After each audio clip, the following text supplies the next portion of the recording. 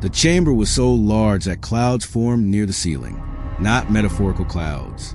Actual atmospheric condensation. Drifting in slow gray wisps above the upper tiers where the Vreth delegation sat in their millions. Their chitinous bodies packed so tightly, the whole section looked like a single living wall of black armor. Below them, the Kale Dominion's representatives stood in perfect geometric formations, silver-gray skin catching the light of 1,000 holographic displays. The Solhari floated in their designated section, ancient and bioluminescent, their soft light the only warm thing in a room that had forgotten what warmth meant. The Grand Coalition War Chamber held representatives from 47 civilizations. It had been built to intimidate. It succeeded. At the center of the chamber floor, a single podium broadcast each civilization's military contribution to Operation Final Threshold. The numbers had been staggering. The Vreth Empire, 12 million ground soldiers, fully equipped, battle-hardened from 3 centuries of continuous warfare. The Kale Dominion, 800 warships, each one capable of cracking a moon. The Solari Death Monks, 40,000 warriors who had been training for the specific war since before humanity had discovered fire. Civilization after civilization, fleet after fleet, army after army. The holographic display above the podium updated with each announcement. A growing tower of numbers so massive it had stopped feeling real 20 minutes ago. Then the announcer called Earth. The chamber didn't go quiet. It stayed exactly as loud as it had been, because nobody thought they needed to pay attention. A few delegates near the front glanced toward the entry corridor with mild curiosity. Most didn't bother. The doors opened. One man walked in. Sergeant First Class Marcus Cole was 38 years old, 5 feet 11 inches tall, and looked like he'd been interrupted in the middle of something more important. He had a duffel bag hanging from his left shoulder, dark green canvas, visibly worn, the kind of bag that had been too many places to still look new. In his right hand, he carried a thermos, the kind you bought at a gas station and kept using long after you should have replaced it. He walked to the podium at a pace that wasn't slow and wasn't fast. The pace of a man who had decided exactly how quickly he was going to move and wasn't going to be persuaded otherwise. The announcer, to its credit, completed the statement without hesitation. Earth's contribution to the Grand Coalition, one soldier. The chamber erupted. It didn't erupt in anger. It erupted in laughter, and somehow that was worse. It started in the Vreth section, a sound like a billion insect wings snapping in unison, percussive and sharp. It spread downward through the tiers and waves, each species adding their own version of amusement. The Kale Dominion didn't laugh. They were too composed for that, but contempt on their faces was loud enough to be heard without sound. A Vreth commander in the 3rd tier said something to his unit that the translation systems rendered as, "They sent a pet." Marcus stood at the podium. He let them laugh. He raised the thermos to his lips, took a slow sip, and looked out across the chamber the way a man looks at weather he already knew was coming. Then he lowered the thermos, looked directly at the Vreth section, 12 million soldiers who had been fighting wars since before Rome, and said, in a voice that the chamber's amplification system carried to every corner of every tier, "Yeah, you're going to want to stop doing that." He said the way you'd tell someone their shoelace was untied. Patient, certain, slightly tired of having to mention it. The laughter didn't stop immediately, but it changed. Something moved through the chamber. Not silence exactly, but quality of attention that hadn't been there before. The Solhari in their floating section went very still. Old things always recognize something worth watching. Nobody on the floor moved to remove him. Nobody escalated. The moment hung in the air like the clouds near the ceiling. Present, unresolved, waiting. Marcus stepped back from the podium, adjusted the strap of his duffel bag, and walked toward the human delegation box, a space designed for hundreds that held exactly one folding chair someone had placed there as an apparent afterthought. He sat down, set the thermos between his feet, and looked up at the holographic display, showing the coalition's total military contribution. He studied the numbers for a long moment. Then he looked at the duffel bag. Something moved behind his eyes, not doubt, something older than doubt. The expression of a man carrying a weight that nobody in this room understood yet, and who had already made peace with that fact weeks before he ever set foot in this chamber. In the Kale Dominion section, Admiral Zethro watched him. Zethro was the finest military mind the Dominion had produced in 400 years. She had lost her homeworld 9 years ago. Watch it erase from existence on a tactical display. Every living thing on its surface gone between one sensor reading and the next. She had been fighting since that moment with the specific, quiet fury of someone who had nothing left to protect and therefore nothing left to fear. She watched Marcus Cole sit down in his folding chair with his gas station thermos and his worn canvas bag, and she felt something she hadn't felt in 9 years of brutal war. Irritation. Not at the gesture. At herself. Because some part of her, the part that had survived this long by being right about things, was sending a signal she didn't want to receive. Pay attention to this one. She pushed the signal down. Buried it under 9 years of practiced certainty. Earth was a primitive civilization on the edge of explored space. This was a stunt. A political gesture from a species that didn't understand the scale of what was happening. She turned back to the strategy displays. She was wrong about many things in the war that followed. That was the first one. Nobody in that chamber asked what was in the bag. Nobody asked what had happened on Europa. Nobody thought to wonder why Earth, a species that had been invited to this coalition as a courtesy, the way you invite a child to sit at the adult table, had looked at the final war for the galaxy's survival and sent exactly one man with a thermos and a duffel bag and a look on his face like he'd already done the math. They would ask. Later, after the shooting started. The first week, nobody spoke to him. That wasn't entirely accurate. People spoke at him. Assignment officers directing him to his quarters. Logistics personnel handing him a coalition standard data tablet. He immediately set aside. A Vreth junior commander who stopped him in a corridor on day 2 specifically to tell him, in careful translation filtered language, that his presence was an embarrassment to every soldier who had died in this war. Marcus listened to all of it, responded to the logistics officer with a nod, left the data tab on the shelf without explanation, and looked at the Vreth commander for exactly 3 seconds before saying, "How many of your people have you lost?" Not as a challenge, but as a genuine question. The commander stiffened, said nothing, and walked away. Marcus watched him go, then continued down the corridor toward wherever he'd been heading. He was always heading somewhere. That was the thing the coalition personnel on the flagship ISV threshold noticed first. In those early days when most of them were still processing the absurdity of his presence. Marcus Cole was never still, not in an anxious way. Nothing about him suggested anxiety, but he moved through the ship with the quiet consistency of water finding its level. Every morning he was in a different section, the engineering bays, the medical wing, the tactical planning corridors he technically had no clearance to walk through, but which nobody had specifically told him to avoid. He didn't ask questions in these places. He mostly just watched. Sometimes he'd stop near a console and observe a technician working for a few minutes, then move on without comment. On day 3, Dr. Yila found him in the Solhari research section. This was notable because the Solhari research section was not on any map distributed to coalition personnel outside the Solhari delegation. It was accessible through a corridor that required knowing a specific sequence of turns that no signage indicated. Marcus had found it anyway, and was standing in the doorway looking at a wall display of void choir movement patterns. Thousands of years of documented behavior charted across a holographic surface the size of a basketball court. Dr. Yila was 840 years old. She was the last of the Solhari's first generation of post-awakening scientists, which meant she had been studying civilizations since most of the species in this coalition were still figuring out agriculture. She was small, even by Solhari's standards, and the bioluminescence under her translucent skin had faded from the bright gold of her youth to a deep, slow amber. She looked, in the way of very old things, like something that had decided to stop being surprised by the universe. She looked at Marcus standing in her doorway and said, "You shouldn't know where this room is." "No," Marcus agreed. He nodded at the movement pattern display. "That cluster in the 4th sector, the one that looks like a routing error. It's not a routing error." Yila was quiet for a moment. "No, it is not. It's a search pattern." Another pause. Longer this time. "What is it searching for?"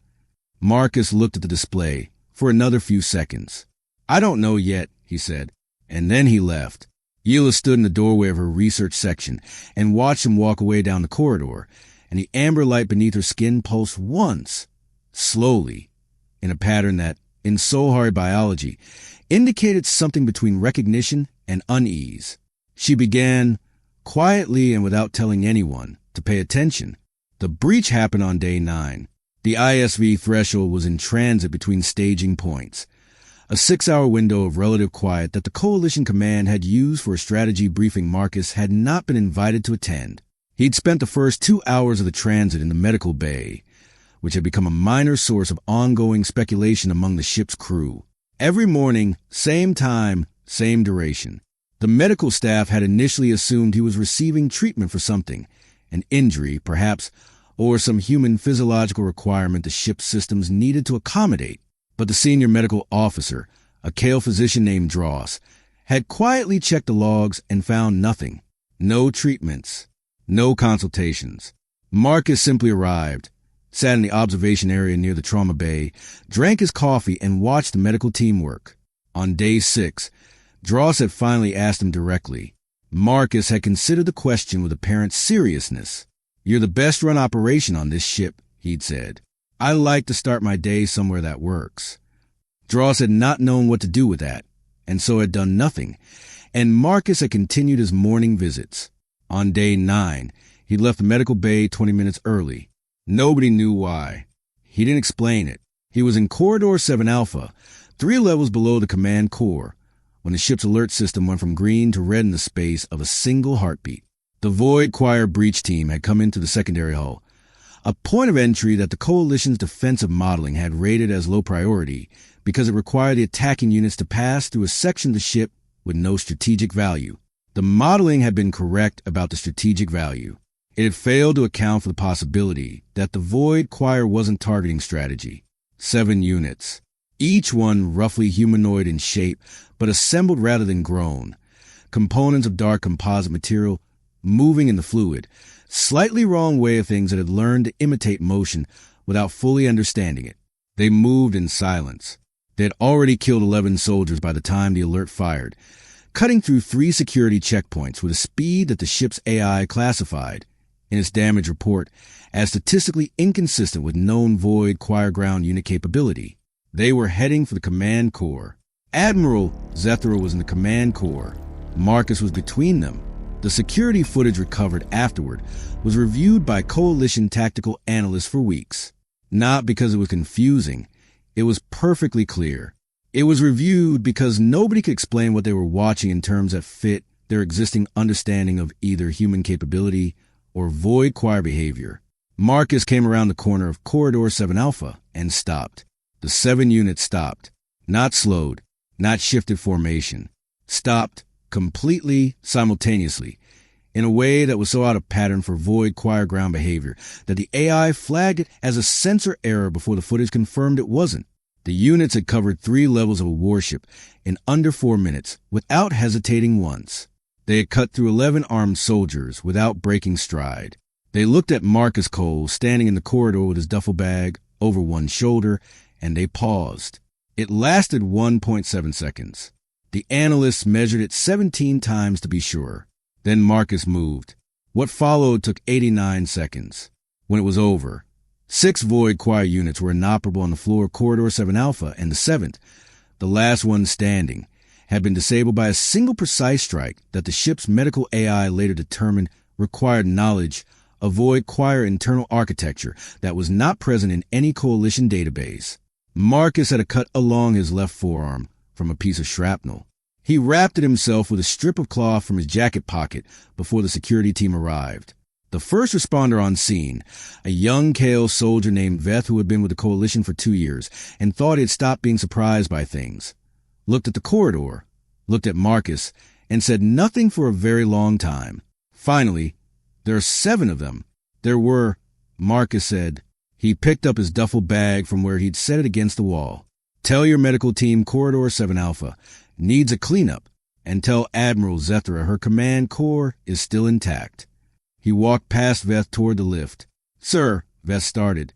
"Cole," Marcus said, without turning around. "Just Cole." The security footage reached Admiral Zethra within the hour. She watched it once, Then she watched the 1.7-second pause again, isolated and enlarged for more times. She sat back in her command chair and looked at the still frame. 7 Void choir units frozen in a corridor, facing one human with a canvas bag and a thermos. The signal she had buried on day 1 came back. This time, she didn't push it down. She pulled up Earth's classified military file, the real one, not the diplomatic summary, and began to read. She got 3 pages in before she found a reference she hadn't known to look for. Europa incident. Year 2381. Classification. Absolute. Details. Restricted to Joint Chiefs authorization only. She stared at those 2 sentences for a long time. Then she did something Admiral Zethra of the Kale Dominion had not done in 9 years of war. She picked up a communication line and requested a meeting with Marcus Cole. Zethra's office was not an office. It was a command suite designed to project authority across species lines. High ceilings, indirect lighting calibrated to Kale Dominion formal settings, a desk surface that was actually a continuous tactical display showing real-time coalition positioning across 40 star systems. The walls held no decoration.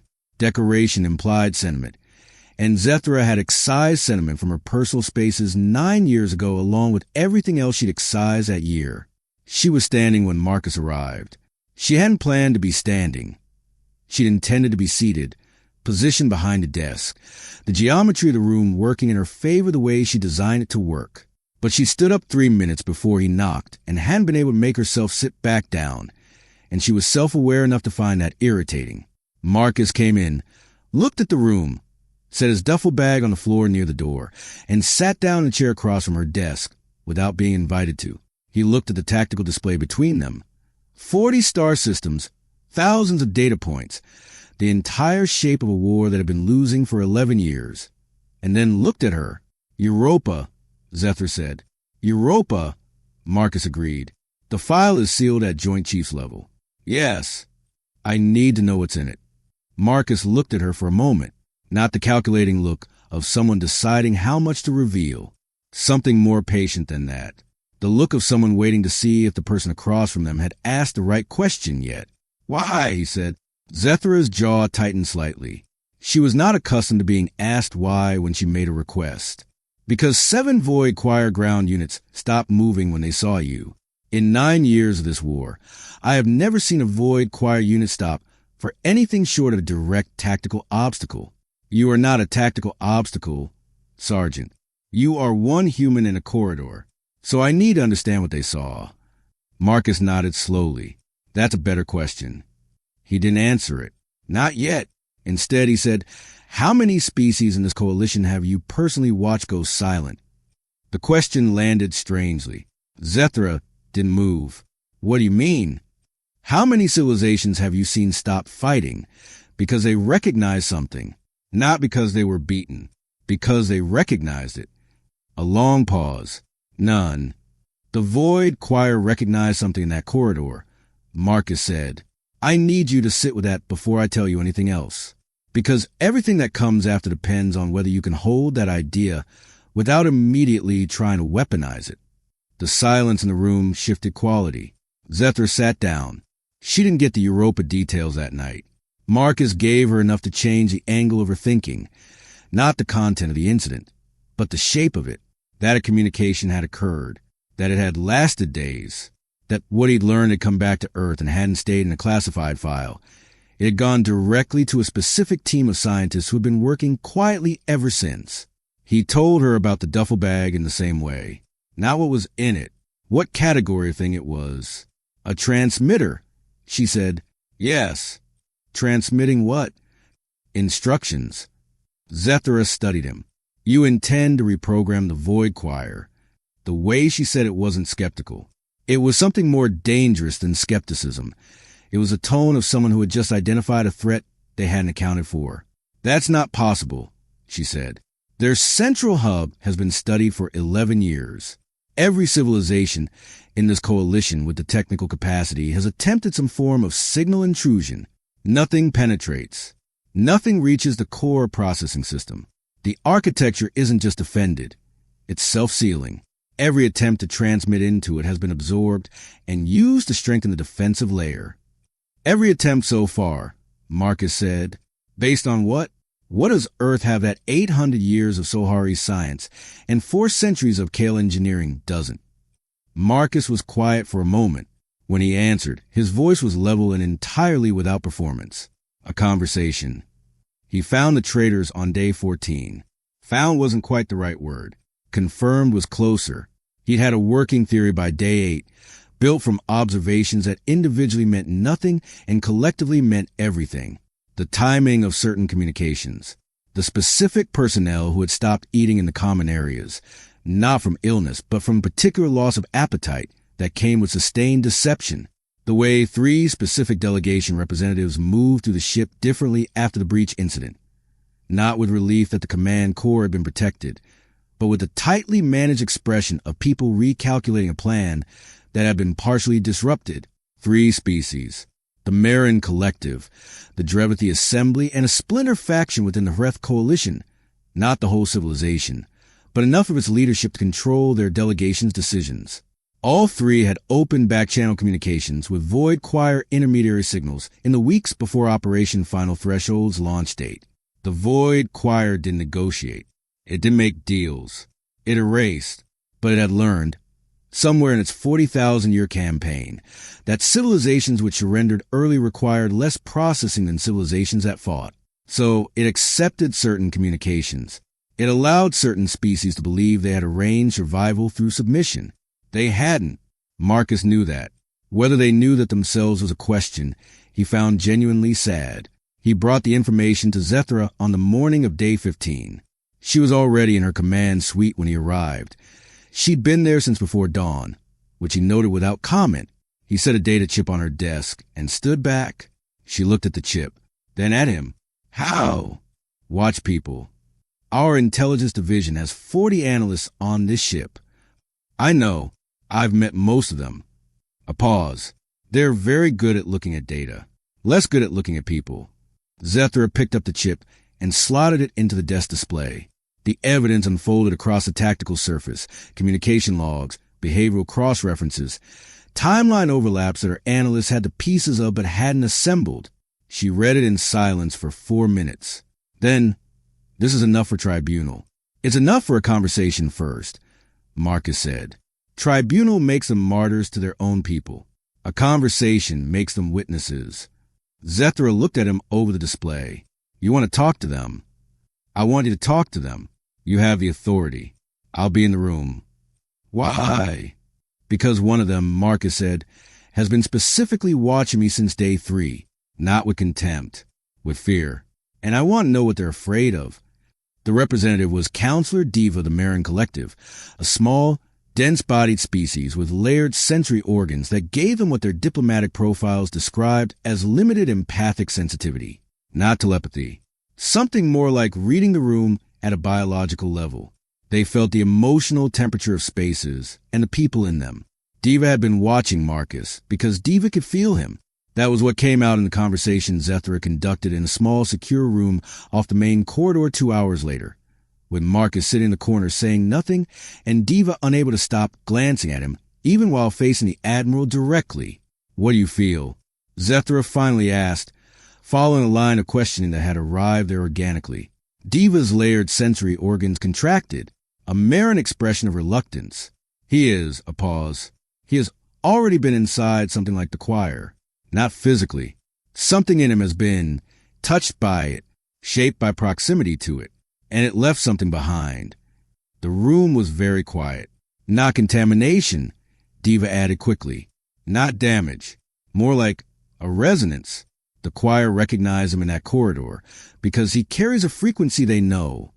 Marcus, in the corner, said nothing. His expression didn't change, but his hand, resting on the duffel bag beside his chair, was very still. That night, Zethra stood alone at the observation window in her command suite and looked at the stars. She did this sometimes, not from sentiment, but because the stars were honest. They showed you exactly how far there was to go. She thought about a man sitting in a corridor while 7 killing machines stopped and looked at him. She thought about Europa, about 6 days on ice shelf, about what it would do to a person to sit across from someone that had been screaming in the dark for 40,000 years and choose, instead of running, to stay and listen. She thought about the duffel bag and what category thing it contained and the specific, quiet certainty in Marcus's voice when he'd said a conversation. She had spent 9 years believing that the only language the Void Choir understood was destruction. She was beginning to suspect that the only reason she believed that was because she had never tried anything else. She didn't know if that made her wrong. She knew it made her something she hadn't been in 9 years. Uncertain. And in the specific mathematics of Admiral Zethra's psychology, uncertainty was the first condition required for something to change. The strategy briefing on day 19 was the first one Marcus attended, not because he'd been invited. The invitation had never come. The Coalition's Joint Command had continued to schedule their planning sessions with the implicit understanding that Earth's contribution was decorative, a political gesture from a species that lacked the standing to participate in real decisions. The seating manifest of the briefing room didn't include Marcus Cole, because it had never occurred to the people building the manifest that it needed to. Marcus walked in anyway. He came in 3 minutes before the session started, found an empty section of wall near the back, and stood against it with his thermos and his duffel bag the way a man stands at the back of a church, present, unhurried, making no claim on the space except the simple fact of occupying it. 2 Vreth tactical officers near the door exchanged a look. Neither moved to remove him. Something had shifted in the ship's social atmosphere since the breach incident. Not respect exactly, not yet, but a recalibration of uncertainty that expressed itself as people choosing not to test things they weren't sure about anymore. General Harath of the Vreth Empire ran the briefing. He was the largest military mind in the Coalition by almost every metric. For centuries of continuous command experience, 17 major engagements, a tactical record that other species studied in their war colleges. He was also the loudest voice in the chamber the day Marcus had walked in with his duffel bag, and the sound he'd made then had been specifically described by the translation system as contemptuous amusement. He didn't acknowledge Marcus's presence. He pulled up the Operation Final Threshold simulation and let it run. Marcus watched it from the back wall. The simulation lasted 11 minutes. At the end, the holographic display showed what every simulation showed. Coalition forces breaching the outer defense layer of the Void Choir's central hub, sustaining catastrophic losses to the mid-approach corridor, fragmenting under the hub's internal defense response, and failing to reach the core processing center before the Void Choir's countersurge eliminated the assault entirely. Different variables had been tested across hundreds of runs. Force size, approach vectors, weapon configurations, timing sequences. The outcome distribution was nearly identical across all of them. The Coalition's best projection for mission success was 4.3%. 4.3. The room held the silence of people who had been living with that number long enough that it had stopped feeling like a statistic and started feeling like gravity. Harath began his analysis. Adjustments to the force composition. A revised approach vector that bought approximately 40 additional seconds before the internal defense response activated. Secondary weapon configurations that might push the success probability to 6%. That's not the problem, Marcus said. The room turned. Harath looked at the back wall for a long moment. When he spoke, his voice was controlled in the specific way of someone controlling something that wanted to be less controlled. This briefing is not open to. The simulation is modeling the wrong objective, Marcus said. He pushed off the wall and walked toward the display. Nobody stopped him, which he seemed to expect. He stopped in front of the holographic map of the hub's approach corridor and looked at it the way he'd looked at Yila's movement pattern display on day 3, like he was reading something written in a language most people in the room didn't know existed. Every run ends the same way, because every run is trying to do the same thing. You're modeling assault on the core, force penetration, sustained advance, direct engagement with the hub's processing architecture. He turned to face the room. That objective can't be achieved at acceptable losses. The simulation is correct about that, but the simulation assumes that destroying the core is the only definition of success. The silence in the room had a different texture now. The mission objective should be access, not destruction, Marcus continued. One person, no weapon signature. No approach pattern the hub's defense architecture is calibrated to recognize as a threat. He looked at Harrath. The assault isn't the mission. The assault is the distraction. General Harrath stared at him. For centuries of command experience processing something it hadn't been asked to process before. A distraction requiring how many lives? Marcus didn't look away. Yes. The word landed like something physical. Not an evasion, an acknowledgement. The full weight of it. Accepted without flinching. That's not a strategy, Harrath said. That's a sacrifice play built around one man walking into the most heavily defended structure in the known galaxy, with no weapons and apparently no plan beyond arrival. I have a plan, Marcus said. What plan? Not yet, Marcus said, and he picked up his duffel bag and walked out. Zethra was waiting in the corridor outside. She fell into step beside him without preamble. That was either the most important thing said in that room in 11 years or the most dangerous. Probably both, Marcus said. Harrath will push back. He needs the assault to be real, not just tactically, but politically. His civilization has committed 12 million soldiers to this operation. If the assault becomes a distraction, those soldiers become expendable props. They're already expendable at 4.3%, Marcus said. Zethra was quiet for a moment. Yes, but there's a difference between dying in a genuine assault and dying to give one human time to walk through a door. Is there? She didn't answer immediately. They walked in silence for a few seconds. The specific silence of two people who had arrived at the edge of an argument neither of them wanted to have yet, because they weren't sure who would win. I need to show you something, Zethra said. What she showed him was a room, not on the ship's official manifest, accessible through a maintenance corridor in the Kale Dominion's private section, behind a door that required her personal biometric authorization and a secondary code she entered from memory. The room was small, barely large enough for the two of them, and the single piece of equipment it contained. The equipment looked like a power coupling. It wasn't. Marcus studied it for a while, without touching it. Detonation device. Yes. Range. Sufficient to destroy the hub's core architecture and every coalition vessel within 800 kilometers. The number sat in the air between them, including this ship, Marcus said. Yes. He turned to look at her. Her face was composed. The face of someone who had made a decision a long time ago and had been living inside it long enough that it no longer required emotional maintenance. He recognized the expression. He'd seen it in mirrors. How long? He asked. Since year 3 of the war. A pause. After Kale Prime. Her homeworld, erased on a tactical display, between one sense of reading and the next. You build a contingency, Marcus said. I built a certainty, Zethra said. If the assault fails, if we reach the hub and the operation collapses the way every simulation says it will, I activate the device. The hub is destroyed. The Void Choir loses its central processing architecture. Their campaign degrades over decades instead of ending in 60 days, but it ends. Partially. Enough. And everyone in range dies. Yes. Including you. Obviously. Marcus looked at the device for a long moment. Then he looked at Zethra. You weren't going to tell me this. No. What changed? She held his gaze. The amber light from Yila's section wasn't here. This room had no warmth in it at all. Just two people and a detonation device, and the specific gravity of a decision that had been made 9 years ago in grief and never revisited. Diva, she said finally, what the counselor said. About resonance. About what the choir left in you. A pause. I've been running this war on the assumption that destruction is the only available conclusion. If there's another conclusion, if what you're carrying in that bag is genuinely what you say it is, then my device changes from a contingency into a problem. It changes into a threat, Marcus said.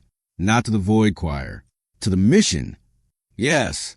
So you're telling me because if your plan fails, Zethra said quietly, I am going to use it.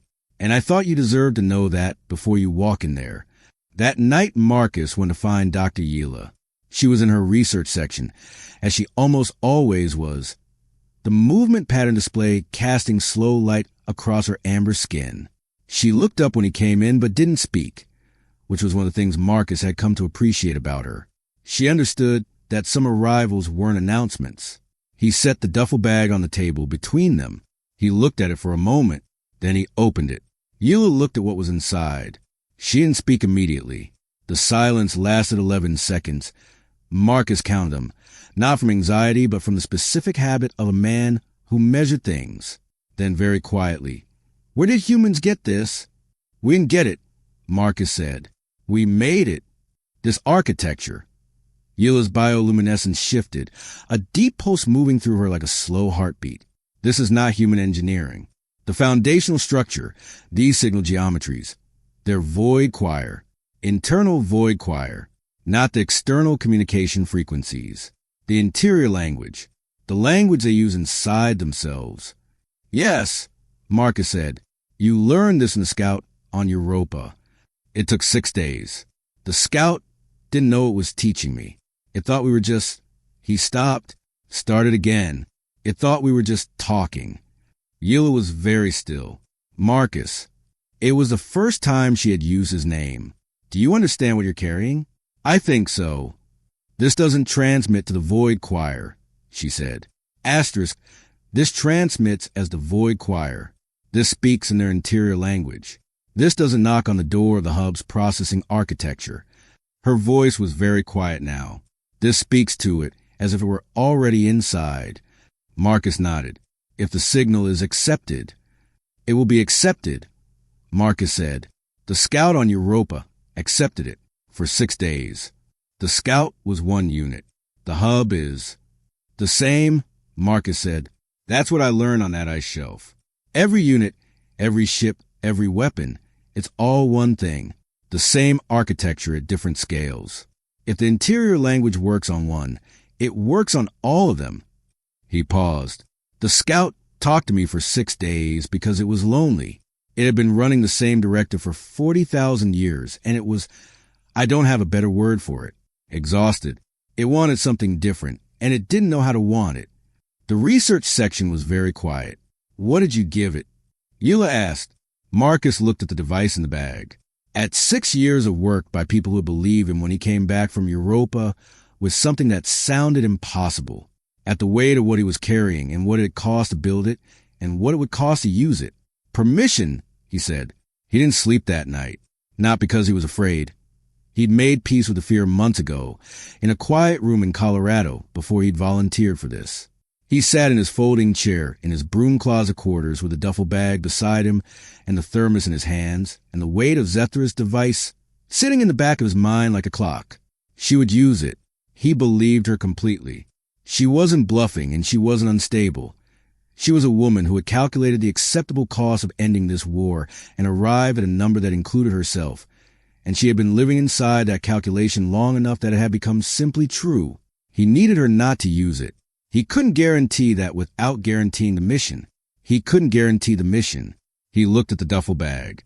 38 seconds, the simulation data said. That was the window, the time between the device's activation, and the point at which the hub's core processing architecture either accepted the signal or initiated self-destruction. Every model Earth scientist had run said the signal would be accepted. Every model also acknowledged that they were modeling something nobody had fully mapped, using data from a 6-day conversation on an ice shelf 6 years ago. Marcus had a lot of faith in the device. He had faith in the scientists who built it.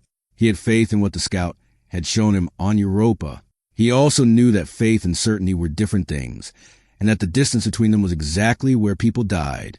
He took a sip of cold coffee and looked at the stars through the small viewport above his bunk. Somewhere out there, the void choir moved in its vast, terrible, exhausted patterns. 40,000 years of directive it had forgotten a reason for, running because it had been built to run and had never been given permission to stop. Marcus knew what that felt like. Not the scale of it, not the duration, but the specific interior experience of moving through a world that expected you to be one thing while something quieter inside you had already become something else. He'd felt it for years before Europa. Europa had just given a name. He closed his eyes. Tomorrow, he would start preparing for the approach. Tomorrow, the coalition would begin the final countdown to Operation Final Threshold. Tomorrow, the shape of everything would begin narrowing toward a single point, a corridor, a hub, a door, a 38-second window. Tonight, he sat with the stars and the cold coffee and the weight of what he carried, and let himself be, just for a few hours, simply a man in a small room a long way from home. It was enough. It had to be.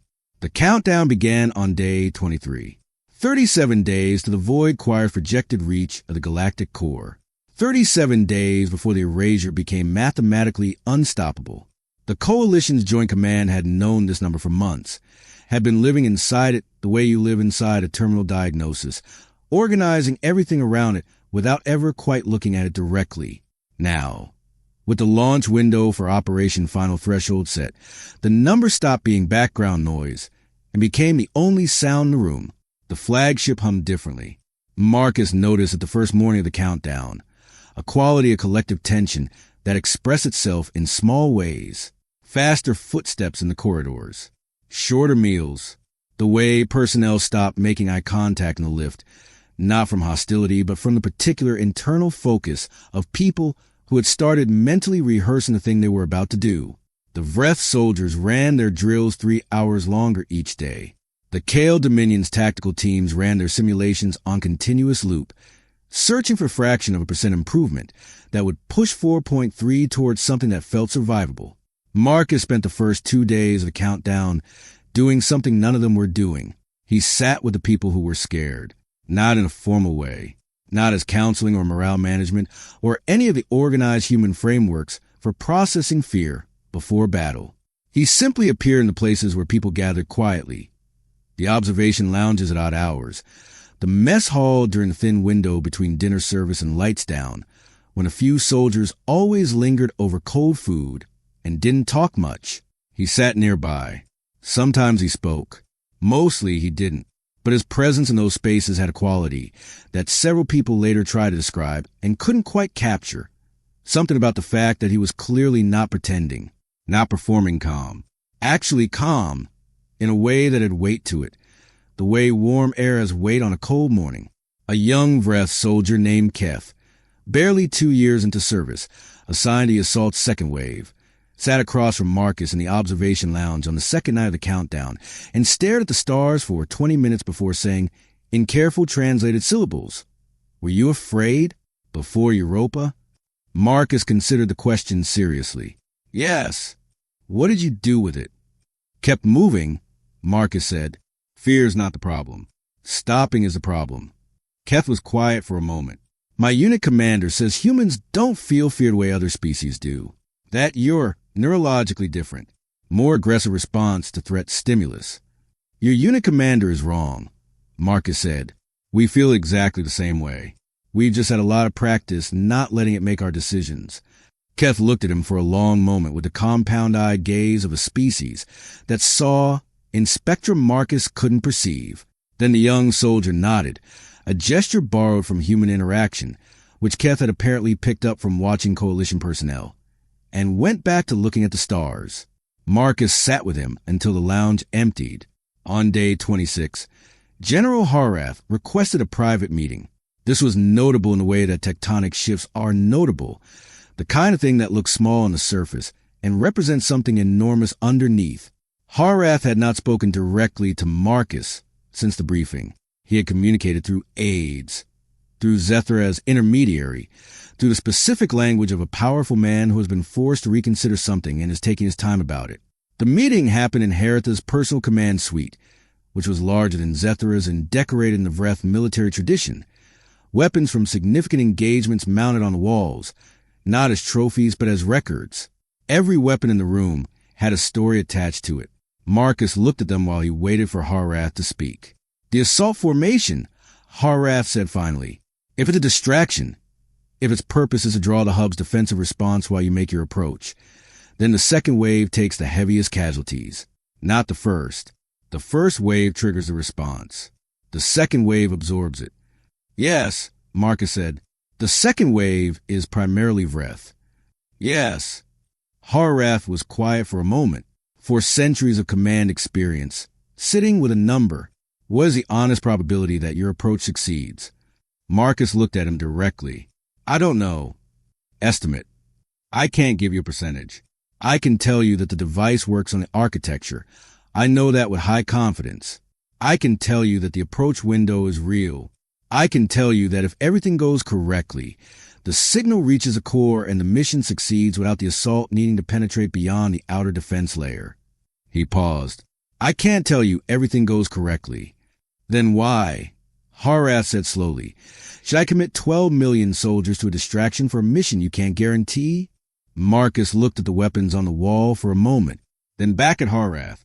Because the alternative is 4.3%, and your 12 million soldiers die in a genuine assault, that fails. At least this way, if I make it through, they stop dying the moment the signal hits the core. The silence in the room was long. You understand, Harath said, that if you fail, if you don't reach the core in time, Admiral Zethra's contingency changes the calculation entirely. Marcus looked at him carefully. You know about the device. I've known for 3 years, Harath said. I allowed it. I considered it the only honest backup plan. A pause. I still consider it that. But it means that your failure doesn't just mean mission failure. It means everyone in range dies. I know. And you're still going. Yes. Harath looked at him for a long, measuring moment. Then the general did something Marcus hadn't seen him do once in 26 days. He stopped performing certainty. Underneath the 4 centuries of command, underneath the tactical record and the authority and the specific way of a man who had sent soldiers to die for longer than most species had existed, something that was simply tired looked out for just a moment. Tell me it's worth it, Harath said, quietly, not as a commander, as something older than a commander. Marcus thought about Europa, about 6 days on an ice shelf, about the scout's interior frequency, the specific quality of something that had been running a program for 40,000 years and had forgotten why and couldn't stop. It's worth it, he said, and he meant it in a way that wasn't comfort. That was just true. Harath nodded once. Then we commit the second wave. Yila found Marcus on day 28. He was in her research section. He had taken spending time there in the evenings, partly because Yila didn't require him to perform anything, and partly because the movement pattern display had become something he found clarifying in the way some people found running clarifying. Just the patterns. The vast, exhausted geometry of something enormous moving through space in loops that had stopped understanding. I've been studying the device, Yila said. She settled into her position near the display, her amber bioluminescence slow and even. With your permission, I ran some additional modeling. What did you find? The 38-second window. She paused. The model suggested maybe shorter. Marcus looked at her. How much shorter? Potentially 22 seconds. The hub's self-protective architecture responds to interior language signals differently than to external intrusion. Instead of a defensive response, it triggers an authentication process.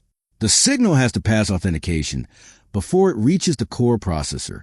Our modeling of that authentication process was based on limited data. How limited? The Europa Scout was a peripheral unit. Its authentication architecture is simpler than the hub's. We extrapolated upward, but she paused. The margin of error is significant. 22 seconds. Marcus filed that away in the place where he kept things he couldn't fix and had to carry anyway. Anything else? Yes. Yila's bioluminescence pulsed. The slow, deep pulse he'd come to recognize as something between reluctance and necessity. The device requires proximity to the core's primary signal receiver, not the outer architecture, the interior chamber. I know. The interior chamber of the Void Choir Hub has not been reached by any coalition force in 11 years of warfare. The approach. I know, Yila. She stopped, looked at him with her ancient eyes. 840 years of watching civilizations rise and end, and something in her expression that Marcus had come to recognize as the specific grief of someone who had seen too many good things walk into rooms they didn't walk out of. You've already planned the approach, she said. Yes. Will you tell me? He told her. All of it. The route to the hub's outer architecture. The gap in the defensive response pattern he'd identified from 11 years of coalition engagement data. The specific timing relative to the assault's first wave that created a window of approximately 40 seconds where the interior corridor would be clear.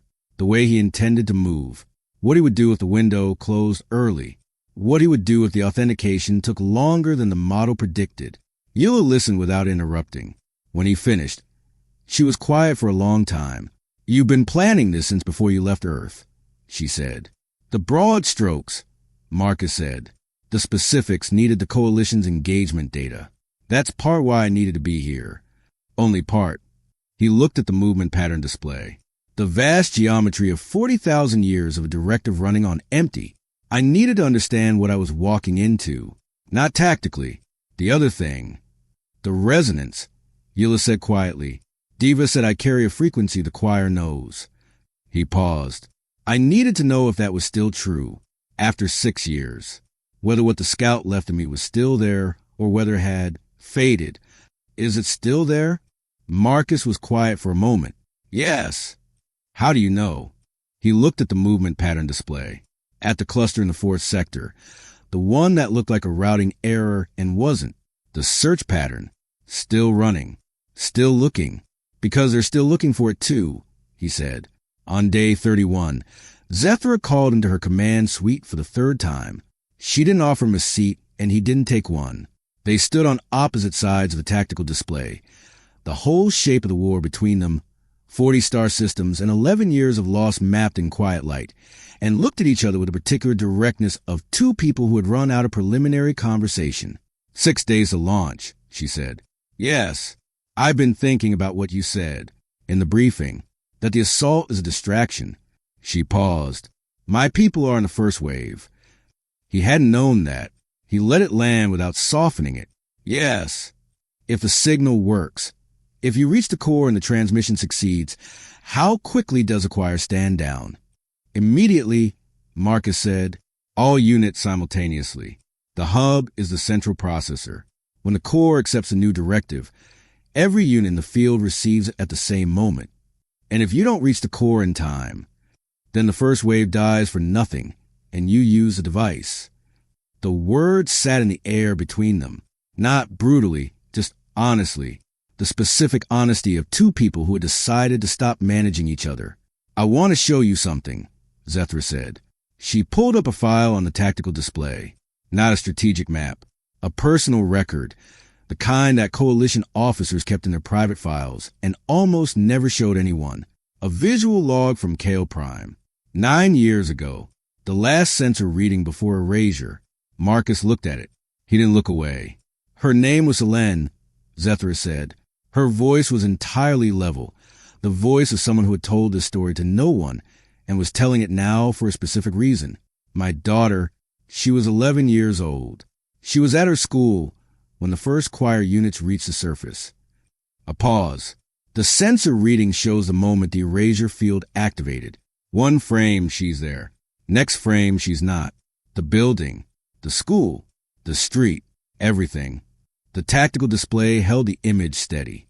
I built the device 2 years later, Zethra said. Not because I wanted to die. Because I needed to know that what happened to Selene would mean something. That I could make it mean something. Even if the only meaning available was ending the thing that did it. Marcus looked at her. Zethra, I'm not asking for your sympathy, she said. I'm telling you why the device exists, so you understand why we use it. Not from nihilism. From a specific need to make her death matter in some way larger than itself. I understand that, Marcus said. And he did. In the specific way of someone who had sat on an ice shelf for 6 days across from something enormous and grief-stricken and running on empty, and recognizing it's something he'd seen in himself. If your mission succeeds, Zethra said quietly, does it matter? Her death. Does ending the choir by, she stopped, started again, by changing it rather than destroying it. Does that still make her death mean something? The question was genuine. It was the most human question Marcus had heard in 26 days on a ship full of species that weren't human. He thought about it carefully. Yes, he said, maybe more. She looked at him. Why? Because destruction says she died and something else died too. That's symmetry.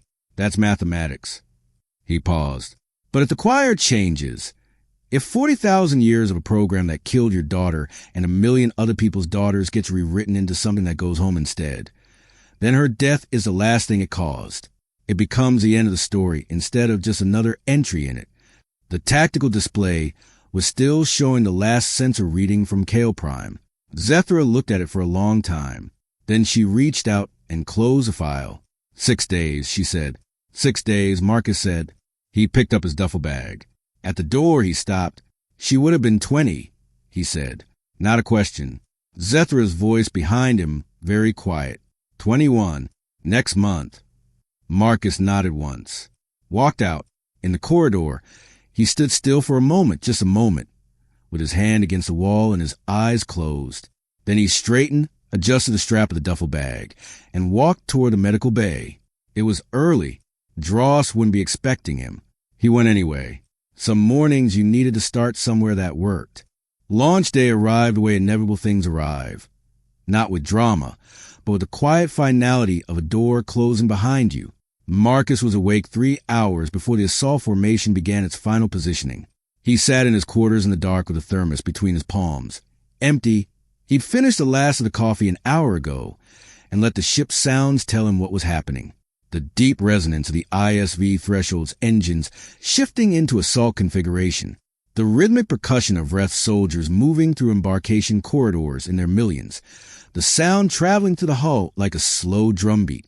The Kale Dominion's warships breaking formation into attack spread. Their drives a higher frequency beneath the base of everything else. He knew every sound the ship made now. 37 days of walking its corridors had made it familiar the way a place becomes familiar when you've paid attention to it instead of just passing through. He opened the duffel bag one final time. The device sat inside with the stillness of something that didn't know what it was about to do. 6 years of work by 12 scientists in a basement facility outside Colorado Springs who had believed a sergeant's account of a conversation on an ice shelf when almost no one else would. Compact enough to carry in one hand. No visible power source. It drew from the signal itself, the interior language frequency acting as its own fuel once activated. Yila had called the architecture elegant. Marcus called it frightening in the specific way of things that were exactly as powerful as they needed to be and no more. He closed the bag.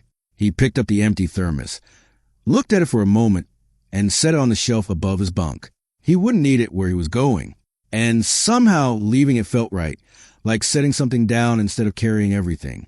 The embarkation bay was organized chaos rendered in military precision.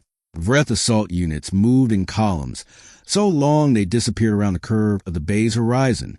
Kale tactical teams ran final equipment checks in silence, their movements economical and synchronized. The Solari death monks stood in a single unmoving formation near the far wall, their bioluminescence dim and inward. A pre-engagement state Yila had described to Marcus as something between prayer and calculation. Marcus walked through all of it toward the single-person insertion vessel docked at Bay 17, a Kale-built craft roughly the size of a large SUV, designed for deep penetration reconnaissance, with a minimal weapon signature and thermal profile of something the hub's outer sensors were least likely to classify as a threat. Zethra had requisitioned it, without explanation, to anyone outside their small circle. It sat at its dock looking unremarkable in the way that the most dangerous things sometimes did. Yila was there. She stood beside the vessel with her hands folded in a Solari, gesture Marcus had learned meant something between farewell and I will remember this. Her amber bioluminescence was steady and warm. The authentication window, she said when he reached her. I ran the models again last night. How long? Somewhere between 19 and 31 seconds. The variance is irreducible with the data we have. She paused. I'm sorry I can't give you a better number. 19 to 31, Marcus said. That's workable. She looked at him in a way she'd looked at things for 800 years. Not with the evaluating gaze of someone making a judgment, but with the witnessing gaze of someone making sure they would remember. When you reach the interior chamber, she said, the core's primary signal receiver will present as a continuous low-frequency emission. You will feel it before you see it.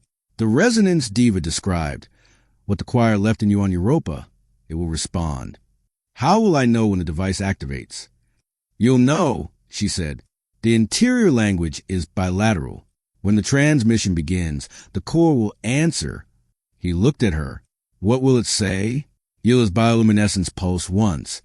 The deep, slow rhythm he'd come to read as something approaching emotion in its oldest form. I don't know, but I believe you'll understand it. He nodded.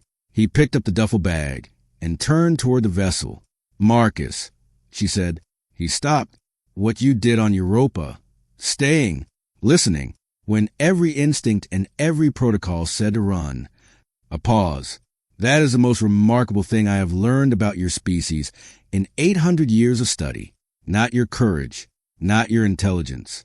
The specific human capacity to sit across from something frightening and wounded and choose to understand it rather than destroy it. Her light pulsed again. I hope the galaxy gets to learn that about you. Marcus stood with that for a moment.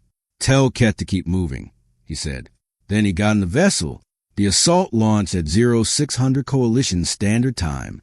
From inside the insertion vessel, Marcus felt it more than saw it. The threshold shuddering as 12 million Vreth soldiers deployed in the largest single embarkation in Coalition history. The accompanying vibration of 800 KL warships breaking toward the hub's outer defense perimeter. The sudden absence of sound that followed as the bay doors sealed and the insertion vessel detached into the cold silence of space. On his navigation display, the hub appeared as a dense geometric structure approximately 40 kilometers across. Not a natural object and not quite a constructed one. Something in between, grown and assembled simultaneously over millennia into a shape that the human mind kept trying to read as intentional and kept failing. It rotated slowly. Around it, the Void Choir's defensive fleet held formation in patterns that had never changed in 11 years, until, in the 90 seconds after Coalition assault began, they changed entirely. The hub's outer defense fleet moved to intercept. That was expected. That was the plan. The assault's first wave hit the outer perimeter like a physical force, and the Void Choir responded with the totality of its local defensive capacity. Every unit redirecting, every weapon system orienting toward the Coalition assault fleet, the hub's attention, in whatever sense that were applied to something like the Void Choir, turning completely outward. Marcus flew inward. The insertion vessel had no weapons. It had no shields beyond the minimal profile that made it look like debris to a sensor system focused on something else. It had a pilot, Marcus, who had qualified on 17 different Earth aircraft and 2 alien vessel types during his career, and had spent the last 6 days quietly reading the Kale insertion vessel's manual in his quarters, and a duffel bag and a plan built on a foundation of a conversation 6 years ago. The outer perimeter was chaos organized into killing geometry. Coalition ships dying in numbers that Marcus didn't let himself count. Vreth assault units breaching the first offensive layer and immediately absorbing the response Harath had predicted. The second wave taking the weight of the hub's interior defense surge, exactly as the revised plan had outlined. Marcus flew through the gaps between engagements with the specific focus of a man who had made his decision and was now simply executing it, one movement at a time. The first close call came at the approach corridor. A Void Choir defense unit, smaller than the hub's main fleet, a fast-moving interceptor type Marcus had studied in the Coalition's engagement records, crossed his flight path at a distance that his proximity alert rendered as a flat, continuous tone. Not a near miss, a collision course. Marcus didn't evade. Evasion would have registered as an intentional response, a threat signature. He held his heading, cut his drive to 0, and let the insertion vessel drift. Became, for 11 seconds, simply a piece of debris in a field of debris. The interceptor passed 40 meters to his left without slowing. He restarted the drive. The interior approach corridor was 4 kilometers long and, according to the engagement data, would be clear for a window of approximately 40 seconds beginning 30 seconds after the second wave's initial contact with the hub's defense surge. He had the timing marked. He was 12 seconds early. He waited, holding position in the shadow of a destroyed Coalition escort vessel, and watched the clock. At the 30-second mark, he moved. The corridor was not designed for human psychology. It was not designed for any psychology. It was a structural element of something that didn't think in terms of design or intention, but simply grew according to the directive it had been given 40,000 years ago. The walls were composite material that shifted slowly, like something breathing. The light was internal to the material itself, a dim, bluish frequency that Yila had told him was a byproduct of the hub's continuous processing, the physical expression of computation at a scale that didn't have a human analogy. Marcus moved through it at a controlled run, duffel bag in hand, not on his shoulder. He needed the weight accessible, not balanced. His footsteps made no sound on the corridor floor. That was wrong in a way he felt rather than heard. The absence of echo in a space this size meant the walls were absorbing rather than reflecting, which meant the hub's architecture was aware of his presence at some level, even if it hadn't classified him as a threat. The choir units in the corridor had cleared.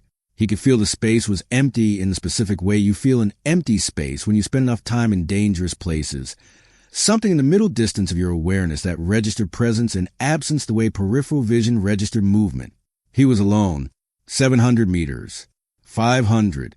The corridor curved slightly and then straightened into a final approach that opened, at its end, into the interior chamber. He smelled it before he saw it. Not smell exactly. The insertion vessel had sealed his suit, and the corridor's atmosphere was not breathable by human biology. But something reached him at a frequency that wasn't olfactory, and wasn't auditory, and wasn't in any sense with a clean human name. Yilla had been right. The core's primary signal receiver was a continuous low-frequency emission, and it didn't enter through his ears or his skin. It entered through the Europa frequency. The resonance Diva had felt. The thing the scout had left in him 6 years ago on an ice shelf woke up. It was not a comfortable sensation. It was a sensation of something dormant recognizing a signal it had been waiting for, without knowing it was waiting. The specific interior experience of a door you didn't know existed opening from the other side. Marcus kept moving. He didn't stop for it. He filed it in the same place he'd filed the 1931 second window, and Zethra's device, and Ket's question about fear, and kept his feet moving forward. The interior chamber opened before him. It was vast in a way that broke the expected geometry. Larger inside than the corridor's trajectory suggested was possible. The ceiling lost in the same processing light that lined the walls. The floor continuous with the walls with no clear boundary. The whole space feeling less like a room and more like the interior of something alive. At its center, the core's primary signal receiver manifested as a vertical column of the bluish light, brighter than the walls, rotating slowly, emitting the frequency that was now resonating in Marcus's chest like a second heartbeat. He walked toward it. He was aware distantly of the assault still happening outside. The coalition fleet die in the numbers of 4.3% success probability implied. Zethra's first wave absorbing the defensive response. The clock running in the background of everything like it always ran. He was aware of Zethra's device. Of Heratha's 12 million soldiers. Of Keth in the second wave, keeping moving. He reached the column. He opened the duffel bag. His hands were steady. He noted this without pride. Steadiness wasn't courage. It was just the result of having decided. The decision had been made a long time ago. All that was left was the execution. He activated the device. The interior language began transmitting. The column's light shifted. A change so subtle that a sensor would have missed it, and Marcus almost missed it. From blue to something between blue and gold. The rotation slowed. The frequency in his chest changed pitch. Then the chamber went completely silent. Not silent like empty. Silent like listening. Marcus stood at the center of the void choir's heart with a device transmitting in a language he'd learned from a lonely unit on an ice shelf, and felt the hub's 40,000-year-old architecture turn its attention, slowly and entirely, toward him. He counted. 1, 5, 10. Come on, he thought. Not at the device. At the thing on the other side of it. The vast, exhausted, ancient thing that had been running a program and had forgotten the reason for since before humanity had words. You've been at this long enough. You know what I'm carrying. You felt it in that corridor when you stopped and looked at me. You recognized it then. I'm giving you what the scout wanted and didn't know how to ask for. I'm giving you permission to stop. 15, 18. The gold in the column's light deepened. 20, 22. The second heartbeat in his chest. The Europa frequency, the resonance, surged. Not painfully, like something exhaling after a very long time of holding its breath. 25. The column's light went gold. Completely, fully gold. The blue was gone. And from somewhere in the architecture around him, from the walls and the ceiling and the floor and the vast incomprehensible processing structure of something 40,000 years old, Something that was not a sound and was not a transmission and was not anything that had a human name move through Marcus Cole like a wave through still water. He understood it. Yilla had been right. It wasn't words. It wasn't language in any framework a human linguist would recognize. It was the interior experience of something enormous and old and exhausted recognizing, for the first time in 40 millennia, that the program it had been running was finished. Not defeated. Not destroyed. Finished. Like a task completed. Like setting something down. Like permission. 28 seconds. The void choir went silent across the entire galaxy. Marcus stood in the gold light of the interior chamber and breathed. Outside, the assault fleet's tactical systems began screaming alerts as every void choir unit in every engagement simultaneously ceased fire, ceased movement, ceased everything, all at once, all without transition, the way a single mind changes a single thought. In the second wave, Keth stopped mid-advance and looked around at the sudden stillness with compound eyes that had never seen a battlefield go quiet like this. In her command position, Zethra's hand, which had been 3 seconds from activating her device, went still on the console. In the research section, Yilla's bioluminescence went from amber to gold, a color Marcus had never seen from her before, a color that in Solari biology meant something that translated imperfectly into human language as witnessed. And in the interior chamber of the Void Choir's central hub, a man from Earth stood in the light and felt 40,000 years of something like grief release into the space around him like heat, leaving a stone at the end of a very long day. He stood there for a moment longer than he needed to. Then he picked up the empty duffel bag. He turned toward the corridor. He had a slight limp from a ricochet he'd taken in the approach. He'd noted at the time and filed it, and it announced itself more clearly now that the adrenaline was doing what adrenaline did when the immediate requirement for it passed. He walked back through the corridor of the thing that had been the Void Choir's heart, and the walls were still, and the processing light was gold all the way to the exit, and the frequency in his chest was quiet in the way of something that had said what it needed to say. The insertion vessel was where he'd left it. He got in. He opened a channel to the ISV threshold. "Code to threshold," he said. His voice was level, slightly tired. The voice of a man who had finished something. Mission complete. Request retrieval. The channel was silent for 3 seconds. Then Zethra's voice, controlled, precise, and underneath the precision something that had no name in Kale military vocabulary, but that Marcus recognized anyway. "Confirm, Cole." A pause. "Welcome back." Marcus leaned back in the pilot seat of the insertion vessel and looked at the stars of the forward viewport. The Void Choir fleet was still out there, vast, silent, beginning its slow reorientation, not retreating, moving. He watched them for a while. He thought about an ice shelf, about 6 days, about a scout that talked to him because it was lonely and hadn't known how to ask for what it needed. He thought about Zethra's hand on the console. He thought about Keth in the second wave, keeping moving. He closed his eyes. The retrieval vessel would take 12 minutes. He spent them simply breathing. It was, he decided, enough. 3 months passed the way things pass after enormous events. Slowly at first, then all at once. The galaxy did not celebrate the way story suggested it should. There was no single moment of collective relief, no unified reunion of 50 civilizations exhaling together. What happened instead was quieter and stranger and in many ways more true, a gradual, uncertain unwinding of 11 years of war that expressed itself differently in every species that had lived inside it. The Vreth Empire's military command spent the first 2 weeks running continuous sensor sweeps, unable to process the silence as anything other than a new tactic. The Kale Dominion issued 17 strategic assessments in 30 days, each one attempting to model the Void Choir's new behavior pattern, and each one arriving at conclusions the previous one had declared impossible. The Void Choir moved in a direction that had no name in any coalition navigational database, away from the galaxy's inhabited regions, away from the systems it had spent 40,000 years erasing. The movement was not fast. Nothing about the Void Choir had ever been fast.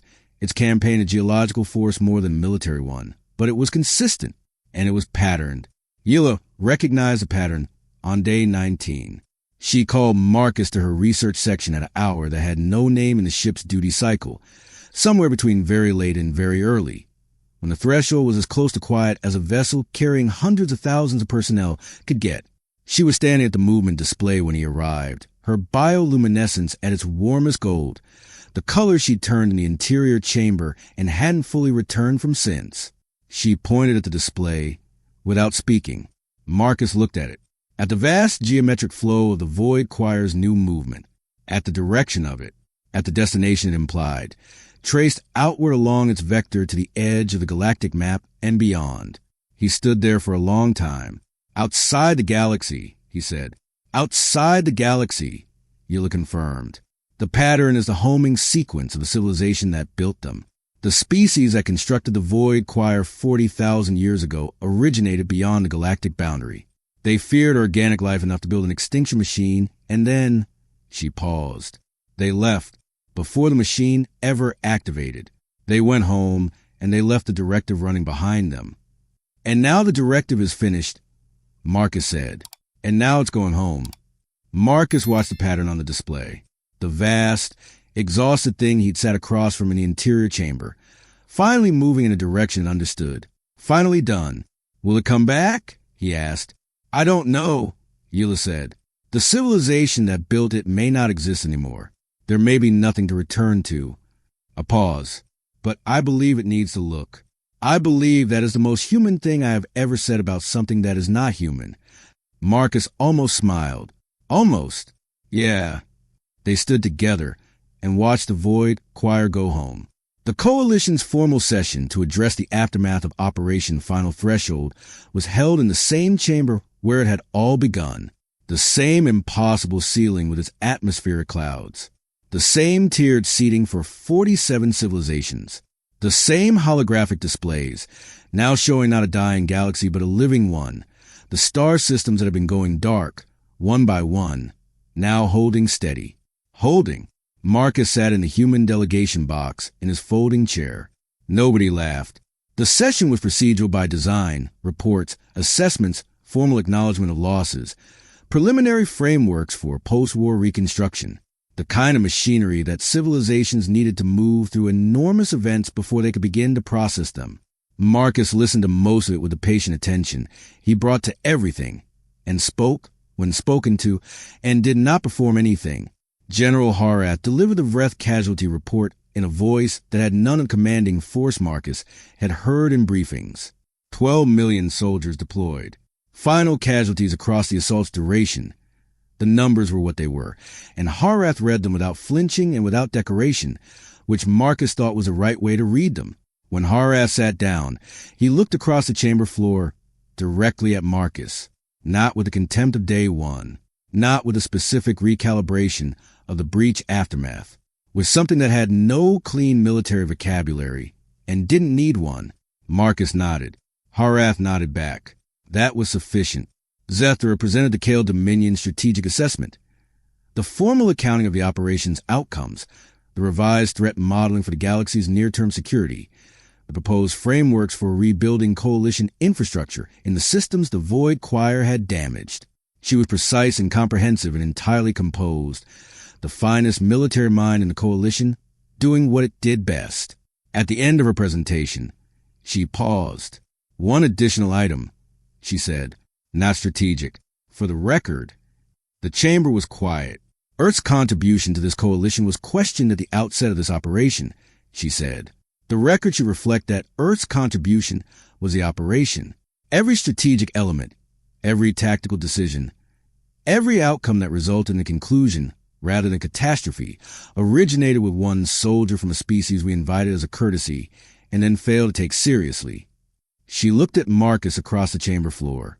The record should also reflect that when given the option to end this war through destruction, Earth chose a third option that none of us had considered, at personal risk that none of U.S. were asked to share. A pause. The Kale Dominion formally acknowledges this. I formally acknowledge this. The chamber was very still. Then, from the Vreth section, from 12 million soldiers who had trained their entire lives to express themselves through percussion, a sound began. Slow at first, the strike of armored limbs against armored chests, rhythmic and building. The Vreth military salute reserved for moments that exceeded the capacity of language. It spread, not universally, This was a coalition of 47 civilizations with 47 different relationships to this moment, and some of them were still processing, and some of them were not ready, and that was true, and that was fine. But it spread through enough of the chamber that the sound became something physical, something that lived in the chest the way the core's frequency had lived in Marcus's chest, and it continued for longer than protocol required. Marcus sat in his folding chair in the human delegation box and let it happen without performing humility or performing anything else. He looked at the holographic display above the chamber floor, the galaxy, holding steady, and thought about 12 scientists in a basement outside Colorado Springs who would never stand in this chamber and would never hear this sound. He thought about that for a while. He found Counselor Diva of the Marin Collective outside the chamber afterward, in one of the connecting corridors where the post-session dispersal delegates created a temporary privacy in crowds. Diva had been one of the 3 representatives involved in the back-channel communications. The tribunal Zethra had referenced had been replaced, per Marcus's suggestion, with a series of conversations, long, difficult, honest ones that had taken most of the 3 months and had produced, if not absolution, then at least understanding. The Marin Collective had been offered surrender terms by the Void Choir intermediary and had accepted them from a place of genuine terror for their species' survival. They had not been wrong to be afraid. They had been wrong about the options available. Counselor, Marcus said. Diva turned. The layered sensory organs contracted, not in the reluctance expression Marcus had learned, but in something quieter. Sergeant Cole. Just Cole. Cole. A pause. I owe you. You don't, Marcus said. You were afraid for your people. That's not a debt. Diva was quiet. The sensory organs pulsed slowly. What I felt from you in that room, the resonance. Another pause. It's different now, after the hub. Different how? Quieter, Diva said. Before it felt like something waiting. Now it feels like something.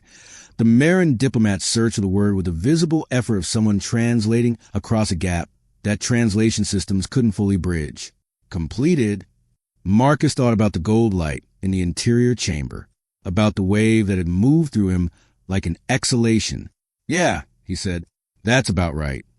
He left Diva in the corridor and walked toward the docking section. Yila was waiting at his shuttle. She had a way of being in the right place that Marcus had stopped questioning weeks ago, either ancient wisdom or very good attention, and at some point those became the same thing. She handed him something. Small, smooth, the shape of a flattened sphere. Warm in a way that came from within rather than from being held. It emitted very faintly, the same bioluminescent gold as her skin. A memory stone, she said before he could ask. Sohari tradition. For people we want to remember in a specific way. She paused. It holds the light I had in the interior chamber when I watched you come back out. Marcus held it. It was warm and steady, and it did something to the air around it that wasn't light exactly, but was something in the same family. Thank you, he said, and meant in the full weight of those 2 words, which was heavier than most people carried them. The galaxy will tell this story badly, Yila said. It will make it about power, about humans defeating the Void Choir, about strength versus strength. Her amber gold light pulsed. I want you to know that I will tell it correctly, for as long as I am here to tell it. What will you say?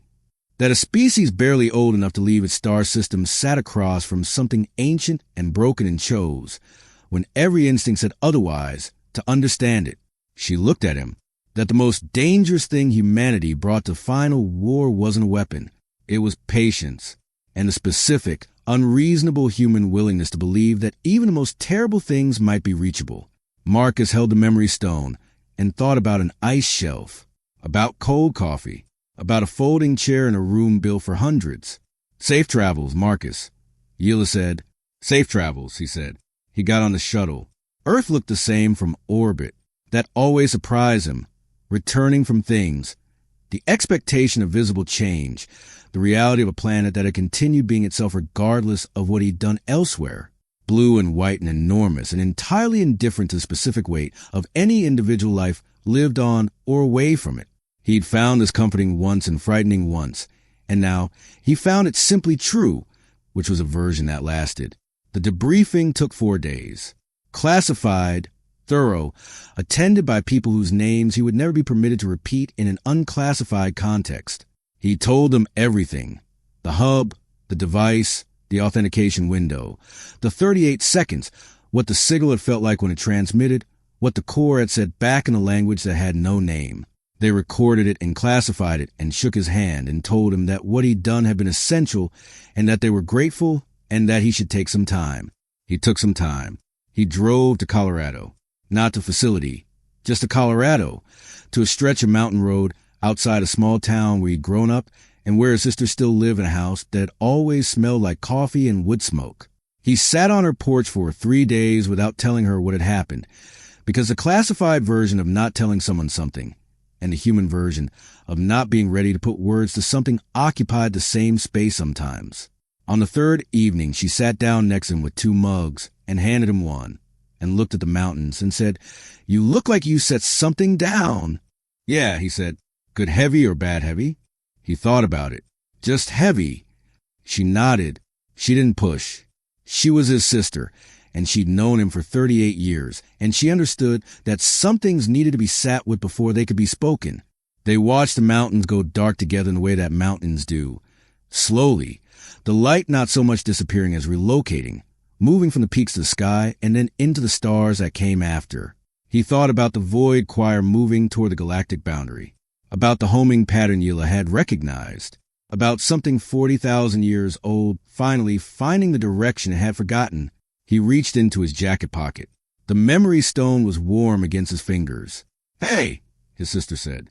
She was looking at the stone in his hand, at the faint gold light it held. "What's that?" "A gift," Marcus said, "from someone old enough to know what things mean." She looked at it for a moment. "Pretty." "Yeah." They sat in silence after that. The good kind of silence, the kind that didn't need filling. The stars came out in their hundreds and then their thousands over the Colorado mountains. The same stars that looked different from 47 civilization chambers and orbital approach corridors and insertion vessels in the interior of something ancient and exhausted, releasing 40,000 years of a directive it had forgotten the reason for. The same stars that had been there before all of it, that would be there after. 6 weeks later, an automated signal arrived at Earth's deep space listening array. Origin coordinates, outside the galactic boundary. Transmission type, directional, encoded, deliberate. The signal took 3 days to decode. When it didn't resolve into language. Not any language in any database, human, or coalition. It resolved into something the analysis team described in their official report as a pattern of acknowledgement. A signal that meant, as best as any framework could translate it, something in the territory received and understood and continuing. The coalition debated for 19 days. Too dangerous. Too unknown. Too unpredictable. The origin was outside the galaxy. The sender was the void choir. 11 years of war and billions of dead made caution the only reasonable response. Earth received the signal, convened a committee for 48 hours, and accepted. They sent one representative. The announcement was made without ceremony and without lengthy justification. Earth's Joint Command released a single statement. "We have responded to the signal. We believe the void choir's message warrants a response. We are sending someone to listen."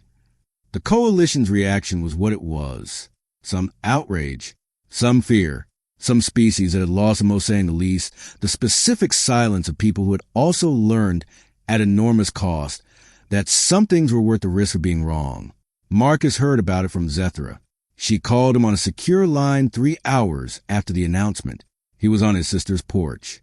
The mountains were morning lit, and he had actual hot coffee for once, which felt meaningful in a small way. "They're sending you," she said. "Not a question." "Probably," he said. "You already said yes." "I said yes before they asked." A pause. He could hear the specific quality of her silence. Not the 9-year silence of grief compressed into purpose, but something that had more room in it. Something that had been changing since a room with a detonation device and a tactical display, showing the last sensor reading from Kale Prime. "She would have been 21 last week," Zethra said. "I know," Marcus said. "I thought it would feel different when it ended." "It doesn't stop," Marcus said. "The missing. It just..." He thought about the right word. It changes shape, makes more room around itself. Another pause. That's a very human thing to say. Yeah, we're annoying like that. He heard something in the silence that might have been the closest thing Admiral Zethra of the Kale Dominion had come to a laugh in 9 years. It was brief. It was real. Come back from this one, too, she said. Working on it, he said. The line closed. Marcus sat with his coffee and the memory stone in his pocket in the mountains, turning gold in the morning light, and thought about an ice shelf and a lonely scout and 6 days that had changed the shape of everything. He thought about what Yila would say when he told her, the way her light would shift, the specific gold of someone witnessing something being continued rather than concluded. He thought about the signal from outside the galaxy, the pattern of acknowledgement, received, understood, continuing. He thought about Keth, somewhere in a Vreth military installation, keeping moving, about Diva returning to a Marin collective that was still learning to live with what they'd almost done, about 12 scientists in a basement in Colorado Springs who would probably get a visit soon from people in suits who would tell them, carefully and with significant omissions, that the thing they'd built in 6 years of quiet belief had worked. He thought about his sister inside making breakfast and the smell of wood smoke and the mountains. He finished his coffee. He stood up. The universe was large and old and full of things that had forgotten why they were running. And somewhere beyond the edge of the galaxy, something was waiting to be understood. And Earth, impractical, emotional, stubbornly and specifically human Earth, had looked at that fact and done what it always did, decided it was worth talking to. They laughed when Earth sent one soldier to the final war. The narrator's voice settled over the image of a man standing on a mountain porch in the early light, a warm stone in his jacket pocket, and a slight limp from a ricochet that had never quite resolved, looking at the sky with the expression of someone who had already said yes to the next thing. They stopped laughing when the shooting started. But what they never understood, what took 11 years and 40,000 years and 6 days on an ice shelf and one conversation in the dark to learn, was that the shooting was never the point. The point was what came after. The point was always what came after. And Earth, stubborn, impossible, infuriating Earth, had known that from the beginning, because that is what humans do. We don't just end things. We begin them. Fade to black. The memory stone's gold light the last thing visible before the dark.